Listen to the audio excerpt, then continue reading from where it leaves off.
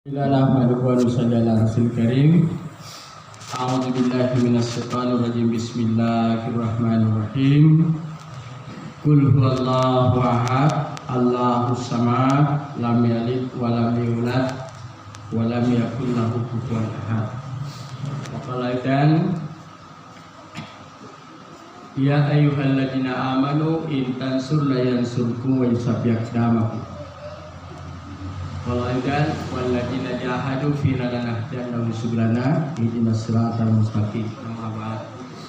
Insyaallah jemaah maghrib, marilah kembali memulihkan kita punya rasa ingat, rasa takut kepada Allah SWT. Sebab ada hikmah mengatakan jika kamu telah selesai salat, maka bawalah rasa takut dan rasa malu kepada Allah. Hari ini terkadang kita kalau selesai salat bukan lagi rasa takut kepada Allah yang muncul, tetapi rasa takut apa kata orang, rasa malu apa kata orang.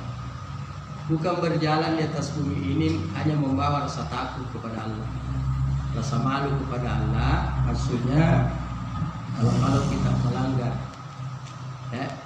perintah Allah dan melakukan larangannya, ini menjadi satu seolah-olah satu kebiasaan yang tidak diresapi, bahwa apabila hati kita berkata apa kata orang, itu adalah syirik. Itu adalah syirik. Apalagi hari ini kita banyak dihebohkan dengan menakut-nakuti orang kepada corona. Semua penyakit di sisi Allah sama saja, terkadang mematikan, terkadang tidak juga. Jadi rasa takut terhadap seperti penyebaran virus corona ini itu sama saja. Jadi marilah kita kembali kepada menyatukan diri dengan rasa takut hanya kepadanya. Jadi ini kan yang pasek dari Allah Ta'ala, yang menyebutnya ini memang tomo ni kamalakkan pasangan Allah Ta'ala. Jadi inilah yang mau dibimbing oleh diri kita, bagaimana hanya ada rasa takut kepada Allah, tidak takut kepada makhluknya. Karena Allah ini meliputi makhluknya. Allah ini meliputi makhluknya. Seluas apa wilayah kekuasaan Allah yang patut kita bayangkan. Aras ini luasnya terdiri dari 360.000 sudut. Kalau bilangnya angan 60 saku panjangku. Sudut satu dengan sudut lain jaraknya 300.000 tahun perjalanan. Jadi kita bayangkan itu luasnya. 300.000 tahun perjalanan. Apa ya 300.000 tahun perjalanan. Setiap sudut terdapat 12.000 padang pasir yang luasnya satu padang pasir seperti timur dan barat.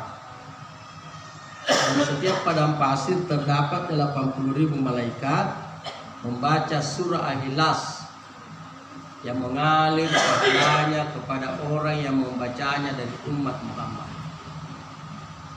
Makanya bacalah surah Al-Ikhlas kalau perlu, tidak terlepas. Ada seseorang pada zaman Nabi, Pak, Rasulullah ini dalam peperangan. Kemudian Nabi Jibril datang kepadanya, ya Muhammad, menghadaplah ke Madinah dan salatilah salatnya ini, mayatnya ini. Maka terpamparlah seperti televisi, Rasulullah mensalati ini sama mayat. Maka setelah itu Rasulullah bertanya kepada Jibril, ya Jibril, apa kemuliaan orang ini sampai kami ini dalam peperangan dan dia diperintahkan kepada kami mensalatinya? Dia bilang tidak pernah lepas membaca surah Ikhlas.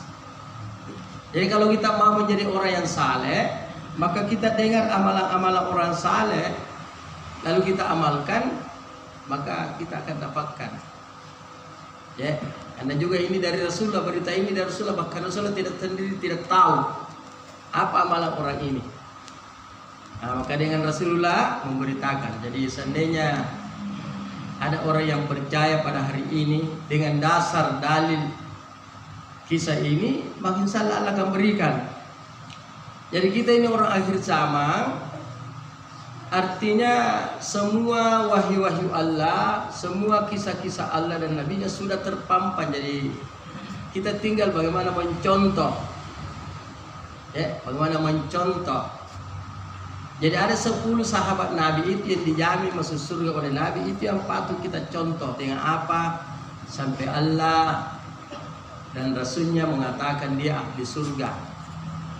Jadi katanya nak dibawa ke tena mau sebenarnya nak kulle pusing sebenarnya peneruki menempuh jalan keselamatan.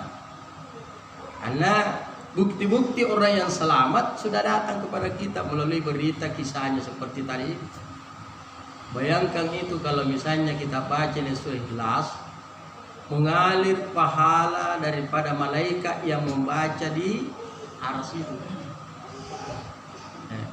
Yaitu 80.000 malaikat dikali 300 berapa? Dikali 12.000 padang pasir dikali 360.000 berapa kira-kira itu? Nah, jadi apa namanya? Bukan kita berhitung ini. Jadi jangan kita kalau membaca seperti ini lebih condong kepada fadilahnya. Paham? Lebih condong kita memahami bahwa alangkah mulianya pembacaan surah Ikhlas ini. Pada saat seperti inilah kita ini harus serukan umat ini banyak-banyak membaca ini. Qul huwallahu ahad, Allahus samad, lam yalid wa lam yulad wa lam yakul lahu kufuwan ahad. Supaya manusia ini berpegang kepada Tuhannya. Misalnya ini bahkan ada yang terlalu ekstrim caranya mau nakut-nakuti orang. Dia bilang kalau kamu dapatkan kamu kumpul-kumpul, saya tangkap kamu dan saya penjarakan kamu. Ini terlalu ekstrim ini. Iya. Apakah ada suasana politik di balik ini sampai Anda menekankan begitu? Kenapa kau terlalu menakuti orang mati sementara dirimu kau tidak takut kepada Tuhan? Saya terlalu ekstrim sehari. Saya mau apa ini?